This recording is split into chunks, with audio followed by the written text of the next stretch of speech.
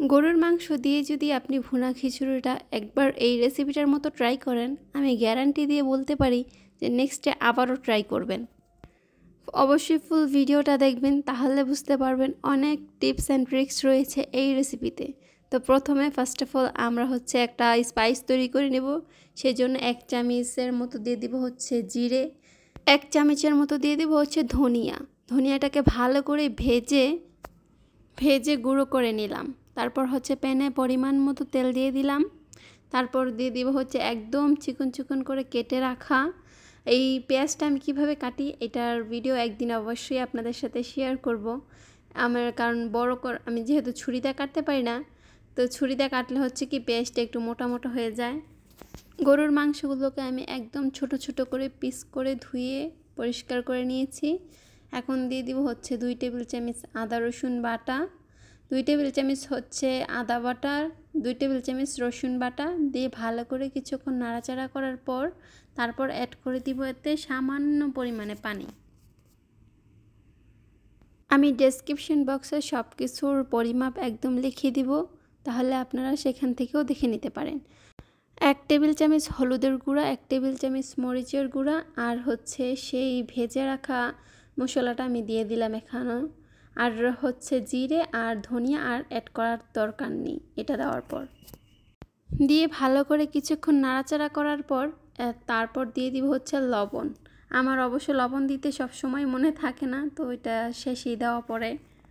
তারপর পরিষ্কার করে ধুয়ে রাখা গরুর মাংসগুলোকে এখন দিয়ে দিব।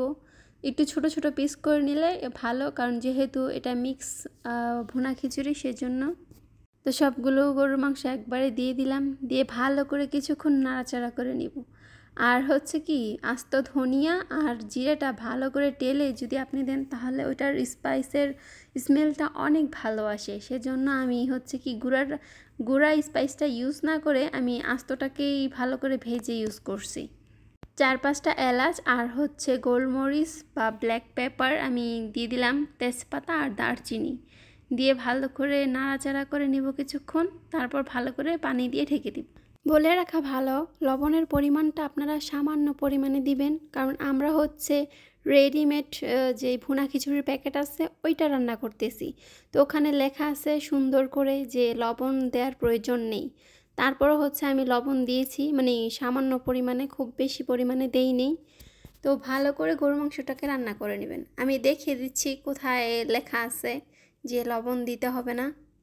প্রথমে আমিও প্যাকেটটাকে ভালো করে পড়িনি, তারপরে পরে দেখলাম লবণ যোগ করার কোনো প্রয়োজন নেই। তো আমি ভাবলাম যে সামান্য পরিমাণ দিছি, তাতে কিছু হবে না। মানে সামান্য পরিমাণে অবশ্যই দিতে হবে, সেটা আপনার গরুর মাংসের অনুযায়ী। সেটা তো ভুনা খিচুড়িতে দেওয়া আছে, তাই না? তা আপনাকে তো অবশ্যই গরুর মাংসের জন্য লবণ অ্যাড করতেই হবে। তো যদি গরুর মাংসটাকে আপনি একদম সফট করে রান্না করেন, তাহলে সবচেয়ে বেশি ভালো হয়। তো আমি অনেকক্ষণ ধরে পানি দিয়ে একটু একটু পানি দিয়ে সিদ্ধ করে নিছি। আমি আবারও সামান্য একটু পানি দিয়ে কিছুক্ষণ নাড়াচাড়া করে ঢাকা দিয়ে দিব। যখন মাংসটা সিদ্ধ হয়ে আসবে তখন হাত দিয়ে টেস্ট করে নেবেন, যে হাত দিলে চাপ দিলে খুলে যায় কিনা, বা খেয়েও টেস্ট করতে পারেন। তারপর আমি এটা একটা পাত্রে তুলে নিচ্ছি। ওই স্পাইসটিতে আমি ভুনা খিচুড়ির যেই মিক্সটা আছে ওইটা দিয়ে দিব আর কি। তো সবগুলোকে সুন্দর করে তুলে নিলাম। আর এখন এটা ধোয়ারও কোনো প্রয়োজন নেই কিন্তু, কারণ এটাতেই সব স্পাইস দেয়া আছে। প্যাকেটটা পড়লে আপনারা অবশ্যই বুঝতে পারবেন। সবগুলোকে দিয়ে ভালো করে কিছুক্ষণ নাড়াচাড়া করে নিব, যাতে ভালো করে মশলাটা মিক্স হয়ে যায়। তারপর গরম পানি অ্যাড করতে হবে, এতে কিন্তু ঠান্ডা পানি অ্যাড করা যাবে না। আপনাদের বোঝার স্বার্থে আমি কিন্তু কাপ দিয়ে মেপে দিচ্ছি। ডাল আর চাল 2 কাপ, সে অর্থে আমাদের পানি দিতে হবে 4 কাপ। তো পানিটা অবশ্যই গরম পানি হতে হবে। তা আমি একটা আলু অ্যাড করে দিছি। খিচুড়িতে আলু না হলে আমার কাছে যেন ভালো লাগে না, সেজন্য আপনারা চাইলে স্কিপ করতে পারেন। তা আমি একদম গরম পানি দিয়ে দিচ্ছি 4 কাপ। যারা বিরিয়ানি, তারপর পোলাও, ভুনা খিচুড়ি রান্না করতে পানি নিয়ে অনেক ঝামেলা হয় যে পানি কতটুকু দিব, তাদের জন্য বলে দিচ্ছি যে আপনি কাপ দিয়ে বা পট দিয়ে মেপে নিতে পারেন যে কয় কাপ চাল আছে, সে অনুযায়ী ডাবল দিবেন। যেরকম 1 কাপ চালে 2 কাপ পানি। আগে যখন আমি এগুলো রান্না করতে যেতাম তখন আমার হচ্ছে যে মানে হয়তো পানিটা বেশি পড়ে যেত বা কম পড়ে যেত, ঠিক আছে। কম হলে হচ্ছে চালটা সিদ্ধ হয় না, আর বেশি হলে গিয়ে মানে চালটা একদম নরম হয়ে যায়। তো এটার পরিমাপ আমি এই কাপ দিয়ে শিখেছি। তো ভাবলাম যে ভুনা খিচুড়ি আর বেগুন ভাজা না হলে কি চলে, তো ভাবলাম সাইড দিয়ে একটা বেগুন ভাজার রেসিপিও আপনাদের সাথে শেয়ার করে দিই। তো প্রথমে আমি একটা বাটিতে সামান্য পরিমাণে তেল, আদা, রসুন, তারপর হচ্ছে হলুদ, জিরা, ধনিয়া সমস্ত স্পাইস দিয়ে একটু ভালো করে নাড়াচাড়া করে দিয়ে দিব হচ্ছে বেগুনগুলোকে। আমি বেগুনগুলোকে ভালো করে কেটে নিয়েছি আর সবগুলোকে এই স্পাইসটার ভিতরে সুন্দর করে মিশিয়ে নেব। আশা করছি প্রত্যেকটা ভিডিওর মতন এই ভিডিওটা আপনাদের কাছে অনেক ভালো লাগবে। আর যদি ভালো লাগে থাকে অবশ্যই কিন্তু একটা লাইক করতে হবে আর সাবস্ক্রাইব করতে কিন্তু ভোলা যাবে না, ঠিক আছে। আসলে যদি লাইক, সাবস্ক্রাইব, কমেন্ট না পড়ে তখন আর ভিডিও বানানোর ইচ্ছে হয় না। এই ভুনা খিচুড়িটা আমি প্রায় হচ্ছে 15 দিন হয়েছে রান্না করছি, এখন পর্যন্ত এডিট করা হয় নাই বা পোস্ট করা হয় নাই। ওই যে ভিডিও বানানোর জন্য যে একটা ইয়া লাগে ওইটাই মানে কোনো লাইক পড়ে না বা সাবস্ক্রাইব বাড়ে না সেজন্য। আর যদি ভালো লেগে থাকে অবশ্যই আপনারা নতুন নতুন রেসিপি আমার কাছ থেকে পাবেন। আর আপনারা যদি কোনো রেসিপি জানতে চান তাহলে অবশ্যই শেয়ার করতে পারেন বা কমেন্ট করতে পারেন।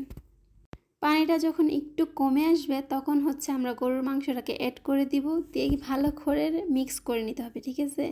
ভালো করে মিক্স করে কিছুক্ষণ নাড়াচাড়া করে ঢেকে দিতে হবে। আর চুলার আঁচটা কিন্তু এই পর্যায়ে একদম কমিয়ে দিতে হবে। আর আমি 4-5টা কাঁচামরিচ উপর থেকে ছড়িয়ে দিলাম, দিয়ে একটু নাড়াচাড়া করে হচ্ছে কিছুক্ষণের জন্য ঢাকা দিয়ে দিব। মানে যখন পানিটা কমে আসবে তখন হচ্ছে চুলাটা একদম বন্ধ করে দিবেন, যেন পানিটা এমনিতেই শুকিয়ে যাবে। তারপর হচ্ছে যে একটু মানে যখন দেখবেন সিদ্ধ হয় নাই তখন চুলার আঁচটা একদম কমিয়ে দিয়ে আপনারা সিদ্ধ করে নিতে পারেন। তাহলে কি ঝরঝরা হবে আর খেতে অনেক টেস্ট হবে। আর এই সাইড দিয়ে আমি বেগুনগুলোকে ভেজে নিচ্ছি কিছুক্ষণ ম্যারিনেট করে রাখার পর। পার্সোনালি আমার কাছে কিন্তু এই বেগুন ভাজাটা আর হচ্ছে ভুনা খিচুড়িটা আমার কাছে অনেক বেশি ভালো লাগছে। আপনারা চাইলে বাসায় একবার হলেও ট্রাই করবেন, ইনশাল্লাহ আপনাদের কাছেও অনেক ভালো লাগবে। চুলার আঁচটা কমিয়ে দিয়ে যখন আপনি খিচুড়িটা বা হচ্ছে পোলাও যেটাই রান্না করেন না কেন যদি বসিয়ে রাখেন তাহলে হচ্ছে কি যে চালটা একদম সফট হয় আর অনেক ঝরঝরা হয় আর কি খেতে। তো আমার ভুনা খিচুড়ি একদম রেডি। তো ঢাকা তুলে দেখে দিচ্ছি, আর ওপর থেকে সামান্য কিছু ধনিয়া পাতা দিয়ে দিলেই একদম রেডি আমার ভুনা খিচুড়ি। তো আপনারা দেখতেই পাচ্ছেন, অবশ্য চালের থেকে মাংসের পরিমাণটা একটু বেশি হয়ে গেছে সেটা আমি বুঝতে পারিনি। তো অনেক সফট হয়েছে আর খেতেও ফাটাফাটি হয়েছে। অবশ্যই বাসায় কিন্তু একবার হলেও ট্রাই করবেন। যদি আমার ফুল ভিডিওটা কেউ দেখে থাকেন অবশ্যই একটা লাইক করে যাবেন। ইনশাল্লাহ আরও ভালো ভালো ভিডিও দেওয়ার চেষ্টা করব, যেন আপনাদের কাছ থেকে অনেক ভালো ভালো রেসিপি আমিও জানতে পারি, আপনারাও আমার কাছ থেকে জানতে পারেন, ঠিক আছে। ঝামেলা ছাড়া যারা ভুনা খিচুড়ি রান্না করতে চান তারা অবশ্যই এই রেসিপিটা ফলো করতে পারেন, আশা করছি খারাপ লাগবে না, ঠিক আছে। আর যদি ওইভাবেও আপনারা ভুনা খিচুড়ি রান্না করতে চান তাহলে আমি ওইটার ভিডিও আপনাদের সাথে শেয়ার করব ইনশাআল্লাহ। আসসালামু আলাইকুম, সবাই অনেক অনেক বেশি ভালো থাকবেন, আমার জন্য দোয়া করবেন।